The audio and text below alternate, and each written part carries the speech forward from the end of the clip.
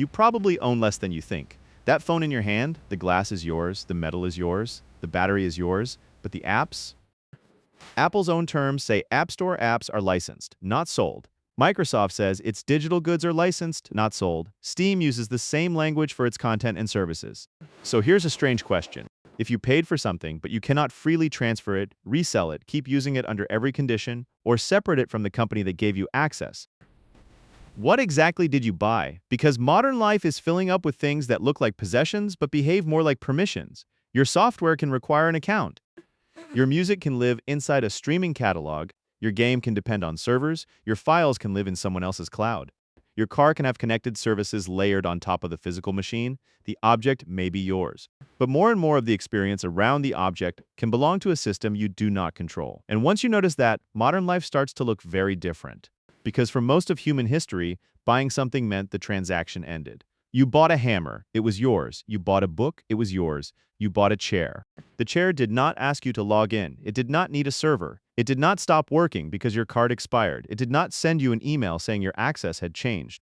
Ownership was boring, and that was the point. Today, buying can mean something completely different. You may be buying hardware while licensing the software. Buying access while owning nothing transferable. Buying a digital item that lives inside somebody else's system.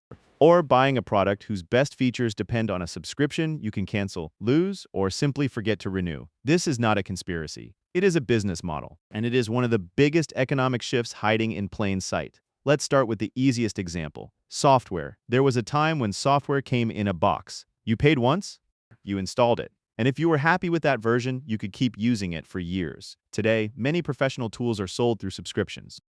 Adobe Creative Cloud, for example, is sold as recurring access to its apps and cloud services. From the company's point of view, this is fantastic. Instead of waiting for you to buy the next version, revenue arrives every month. Updates can be continuous. Cloud storage can be included. Support can be funded continuously. And the customer never really reaches the moment where the relationship ends. But something important changed. You stopped buying a permanent copy of the tool.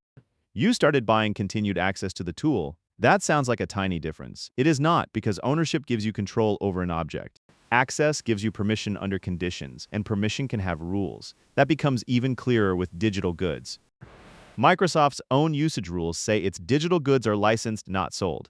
Apple's terms say apps from the App Store are licensed to users, not sold to them. Steam's subscriber agreement uses the same basic idea for content and services. Licensed, not sold. That phrase is doing a lot of work. Because when you buy a physical book, you can lend it. Resell it, keep it for 20 years, give it to someone. Put it on a shelf, burn it. If you're feeling dramatic, the publisher does not need to approve your bookshelf. But a digital purchase can behave differently. Your access may be tied to an account. The license may not be transferable. The service may require authentication. The platform can impose device limits. And if the service disappears, the practical value of that purchase can change. So we started using the same word, buy, for two very different things. One means, this object is mine. The other can mean, this account has permission to use this content under these rules. Those are not the same relationship. Games make this painfully obvious. Imagine two versions of the same game. Version 1 is an old cartridge. You put it in a console. It runs. No account, no server, no subscription, no internet. 30 years later, if the hardware still works, the game can still work. Now imagine a modern game built around an account, cloud saves, multiplayer servers, downloadable content, online authentication, seasonal updates, and digital licenses. It can be a much better experience, but it is also a more dependent experience. You may own the console, you may have paid for the game, but part of the experience lives somewhere you do not control. And that is the pattern. We are moving from products that contain their value to products connected to systems that contain their value. Your phone is more useful because of app stores, cloud services, maps, messaging networks, and subscriptions. Your smart TV is more useful because of streaming services. Your smart home can depend on apps, accounts, and remote servers. Your car can include connectivity services layered on top of the physical vehicle. Tesla, for example, sells premium connectivity for data-heavy connected features such as streaming and live traffic visualization. Again, that does not mean you do not own the car. It means ownership of the physical object and access to the digital service are becoming separate things, and companies love that separation. Because a one-time product has an annoying property, eventually the customer stops paying. You sell someone a laptop, transaction over, you sell them a chair, transaction over. You sell them a camera, transaction over, but connect that product to storage, software, protection, premium features, media, data, or memberships. and the transaction can keep going. The product becomes the doorway, the recurring service becomes the relationship. This is why so many businesses want to turn a product into a platform. A platform is harder to leave, a platform can collect recurring revenue, a platform can update itself. A platform can cross-sell, a platform can bundle, a platform can make one customer worth far more over time than the original purchase price. And once the business sees you through that lens, the design changes. The question is no longer only, how do we make this good enough to buy? It becomes, how do we make this useful enough to keep paying for? That is a completely different game. Now, to be fair, this model exists because people often like it. Subscriptions can lower the upfront cost. Cloud services can protect files from a dead laptop. Streaming gives instant access to huge libraries. Software can improve every month instead of every 3 years. Connected cars can receive new services. Online games can keep evolving long after launch. There is real value here. If there were no value, millions of people would not pay. The problem is not that access is always bad. The problem is that access can look like ownership. And those are very different things when something goes wrong. Here's a simple test. If you stop paying, what remains? If the answer is almost nothing, you probably did not own the important part. Second question, can you resell it? A physical camera can be sold, a chair can be sold, a book can be sold. Many digital licenses cannot simply be transferred to another person. Third question, can you use it without permission from the original company? Not forever, just normally. If the company's server disappeared tomorrow, would your product still do the thing you bought it to do? That question sounds ridiculous until you realize how many products now have an invisible dependency. Fourth question, can the company change the terms after you buy? With a physical object, the manufacturer cannot remotely make your table smaller. With software and services, features, plans, prices, and availability can change over time. That flexibility is useful when it improves the product. It is less fun when the thing you relied on becomes more expensive or disappears. And this is where ownership starts becoming psychological, because the modern economy is very good at making access feel luxurious. Look at the lifestyle it sells. A beautiful apartment you rent, a car you lease, music you stream, movies you stream, software you subscribe to, files in the cloud, furniture on a payment plan. A phone financed monthly, a wardrobe rotated through subscriptions, a private lounge you access through membership. A city full of things you can use immediately without ever fully owning them from the outside. It can look incredibly rich. You can live inside 10 million euros of experiences without owning 10 million euros of assets. That is powerful. It is also why the difference between wealth and access is getting harder to see. Imagine two people standing in the same luxury apartment in Dubai. Same skyline, same furniture, same supercar downstairs, same phone, same watch, same view. One owns the apartment and the car. The other rents the apartment, leases the car, finances the phone, and pays monthly for everything else. On Instagram, they look identical. On a balance sheet, they are completely different. And this matters because ownership is not just about showing off an object. Ownership is optionality. You can sell an asset, modify it, keep it, transfer it, use it without asking permission. Sometimes borrow against it, sometimes repair it however you want. Access gives you convenience. Ownership gives you choices. And modern business is very good at selling convenience while quietly reducing choices. Again, not always maliciously. Sometimes the convenience is genuinely worth more than the ownership. I do not need to own a movie studio to watch a movie. I do not need to own a data center to store photos safely. I do not need a shelf full of CDs to listen to music. Access can be amazing. But if everything becomes access, something strange happens. Your monthly expenses stop behaving like purchases and start behaving like infrastructure. They become bills you need just to maintain the life you already built. Cloud bill, software bill, streaming bill, connectivity bill, storage bill, membership bill, device payment, car payment, rent. The individual charges may look small. Together, they create a life with a very high monthly burn rate, and high burn rate changes behavior. If you own your tools outright, a bad month is annoying. If every tool requires a monthly payment, a bad month can start switching things off.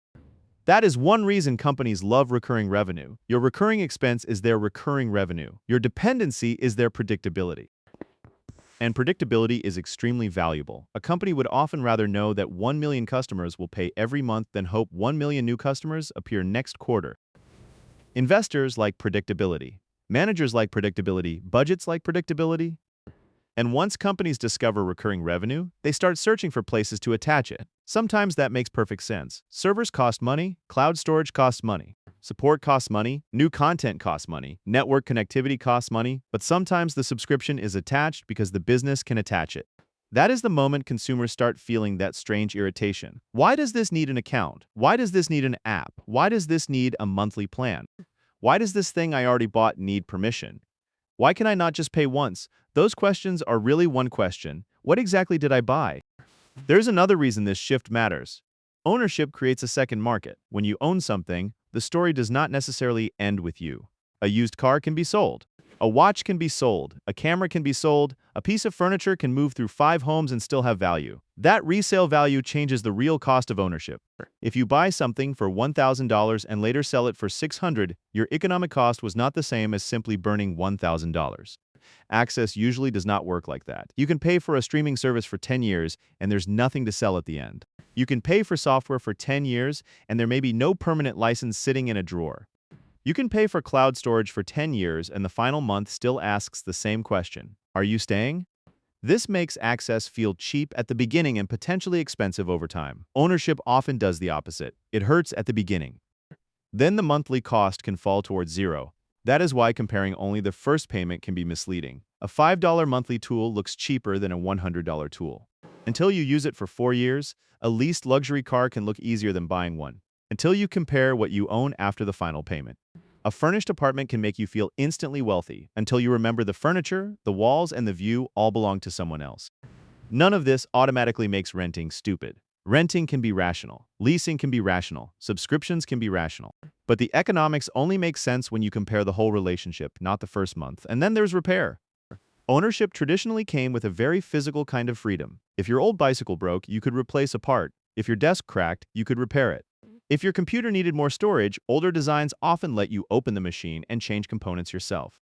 Modern products can be more integrated, more secure, more efficient, and much harder to modify. Again, there are legitimate engineering reasons for that. But from the customer's perspective, repairability is part of control. If a product only works with approved parts, approved software, approved accounts, or approved service, your physical ownership can exist alongside practical dependence. That is why right-to-repair debates became so important. They are really arguments about what ownership should allow you to do after the sale. Can you open the thing? Can you replace the battery? Can an independent shop fix it? Can you keep it useful after the manufacturer would rather sell you a new one? Those questions sound technical. They are actually philosophical. They ask whether buying a product gives you control over its future, and the same argument is moving into digital products. Can you preserve a game when servers shut down? Can you export your data? Can you move your playlists? Can you take your purchases to another platform? Can you keep using a tool when the company changes strategy? The more difficult those actions become, the more valuable the ecosystem becomes to the company. Because leaving is no longer just a purchase decision. Leaving becomes a migration. You have to move files, move habits, move contacts, learn new software, rebuild playlists, reconnect devices, convince family members, maybe lose history, maybe lose features, maybe lose things you paid for. That is switching cost. And switching cost is one of the quiet superpowers of modern platforms. The perfect ecosystem does not need to physically lock the door. It just needs to make the outside world inconvenient enough that staying feels easier. That is why the richest-looking digital life can also be one of the least portable. Everything works beautifully together until you try to leave. And companies are not the only ones changing. Consumers change too. We started optimizing for low friction. We want the thing now, not after saving for 2 years. We want a small payment, not a painful upfront price. We want instant upgrades, instant delivery, instant libraries, instant access.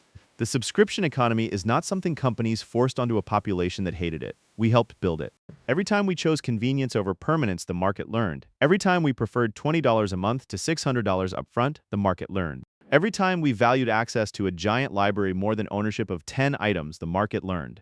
And businesses responded exactly how businesses respond. They gave us more of what we kept choosing. The interesting part is what happens next. Because the future may not be you own nothing. That is too simple. The future may be that ownership gets split into layers. You own the hardware, you license the software, you rent the content, you subscribe to the connectivity. You store the data in someone else's cloud. You finance the purchase through someone else. You rely on an account to connect all of it, so the object can technically be yours. While the useful ecosystem around it is rented, that is a much more accurate description of where we are going, and once you see ownership as layers, you can make better decisions. Before buying something expensive, ask 5 questions. 1. What part of this do I actually own? 2. What stops working if I stop paying? 3. Can I transfer or resell it? 4. Does it depend on the company staying alive? 5. Can I use the core product without an account, cloud service, or internet connection? You do not need every answer to be perfect. Sometimes the subscription is worth it. Sometimes the cloud dependency is worth it. Sometimes leasing is smarter than owning. Sometimes access is exactly what you want. The point is to know which game you're playing, because I can use this is not the same as this is mine. And I paid for this is not always the same as I own this forever. That difference used to be obvious. Now it is hidden behind beautiful interfaces, tiny monthly prices, and one very powerful button, Buy Now. Maybe the strangest part is that the world can feel more abundant than ever. While individual ownership becomes less visible, you can summon almost any song, almost any movie. Thousands of games, powerful software, cars by the minute, homes by the night, storage by the terabyte, everything is available. But availability and ownership are opposites in one important way. Availability asks, can I use it right now? Ownership asks, will it still be mine when the system changes? That is the question worth remembering, because the future is not necessarily a world where you own nothing. It is a world where you need to read the fine print to know what own even means, and if you never ask, you may discover that the most valuable thing you thought you bought was only rented permission.